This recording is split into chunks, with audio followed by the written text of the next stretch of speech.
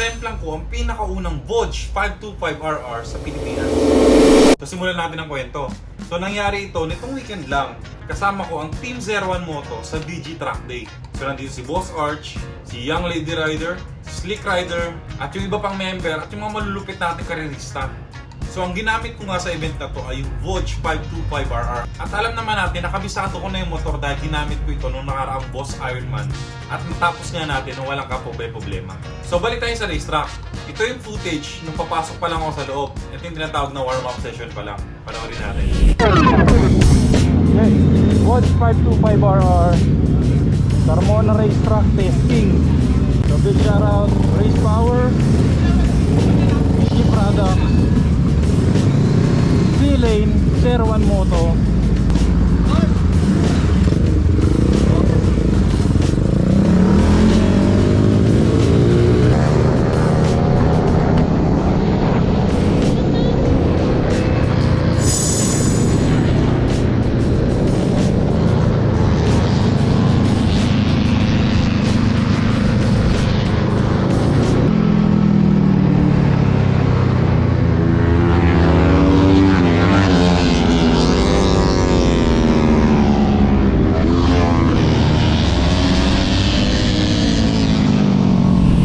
Ng video na to, tinuturuan ko si Ashley ng tamang linya sa loob ng racetrack.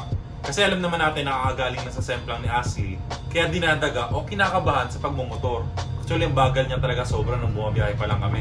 Kaya nandito nga tayo ulit sa loob ng racetrack para ituro sa kanya yung basic at para hindi na siya kabahan ulit.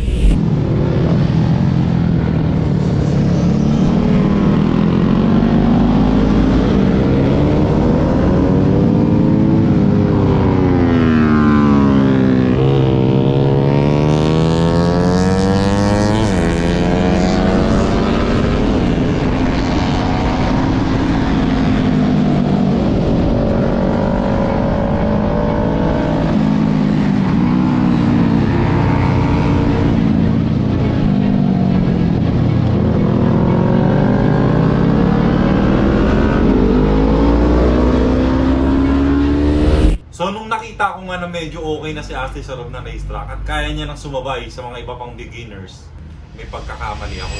Ang pagkakamali ko rito, sumagat ako. Masyado kong pinaubaya yung adrenaline ko. Sa tagal ko na kasing hindi nagre-racetrack, nawala na yung tinatawag nating throttle discipline. Ang throttle discipline ay yung disiplina mo sa paggamit ng silinyador sa loob ng racetrack. Yung tipong huwag kang halabira, yung tipong kontrolado mo dapat sa bawat corners. Dahil yan nga ang pinakamahalaga na turo sa akin ng mga coach ko sa racetrack.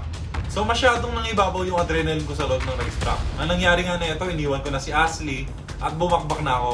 Panoorin natin yung video.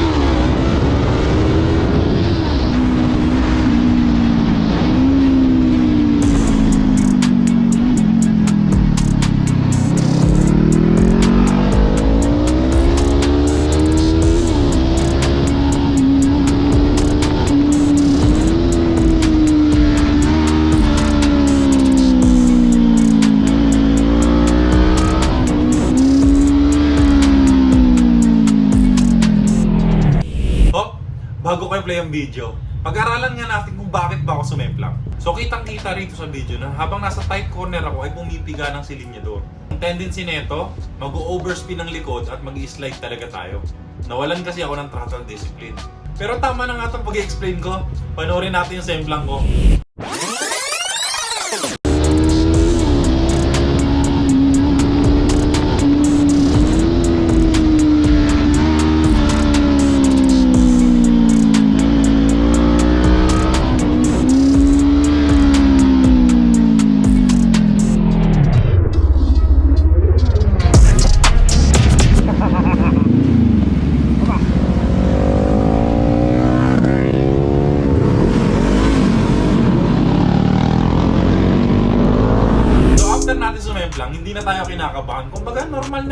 para sa akin ng sumemplang eh. Kasi ang turo sa akin, once na pumasok ka dapat sa racetrack, anticipate mo na dapat na sisemplang ka. Kasi dun mo dapat ilalabas yung full potential mo when it comes to motorcycle riding. Pero yun na nga, sa video na to, makikita nyo na after ko sumemplang, is back agad. Hindi na ako nagpadala sa bugso ng damdamin o takot. Panoorin natin yung video kung paano tayo bumakbak after sumemplang.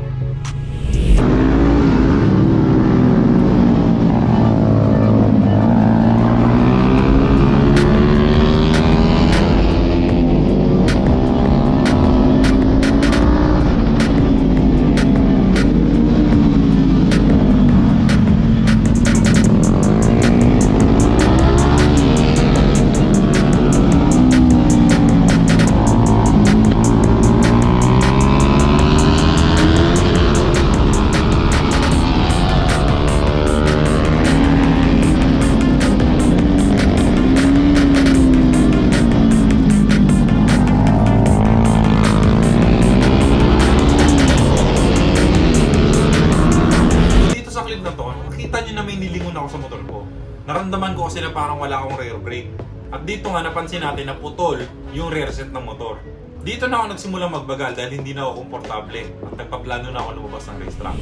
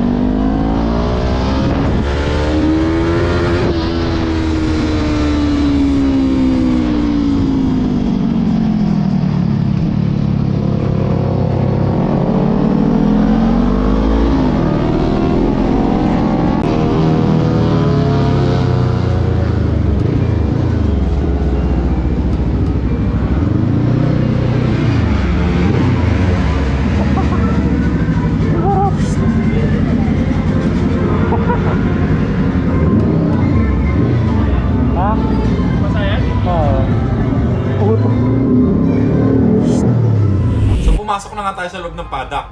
At pag-check nga natin sa motor, walang ka-damage ang Bodge 525RR. Bukod lang sa nabaling foot peg. Foot peg ba tawag doon? Foot peg ba tawag doon, Maren? Rear set. Rear set pala. So kita natin, nabali yung rear set ko. Pero wala talagang ka-damage yung motor. Kung manghihingi naman kayo ng advice regarding sa video na to o sa riding experience ko na to, ang masasabi ko lang is, sa loob ng racetrack, expect mo dapat palagi na sisemplang ka. Isagad mo yung limitations mo in a safe way, i-overcome mo yung takot mo sa loob ng racetrack in a safe way. So magtatanong naman kayo kung tumuloy pa ba ako sa race, is hindi na. Kasi nakita naman natin na sira na yung rear set ko at wala na akong rear brake. At napaka-risky nun kung sakaling ipa-front brake ko lang talaga siya. So pasensya kung nag-expect kayo ng malupitong video, pero nag-enjoy naman tayo sa pagsemplang. So breezy here at ang masabi ko lang talaga sa experience ko na to, uy, pahiya konti.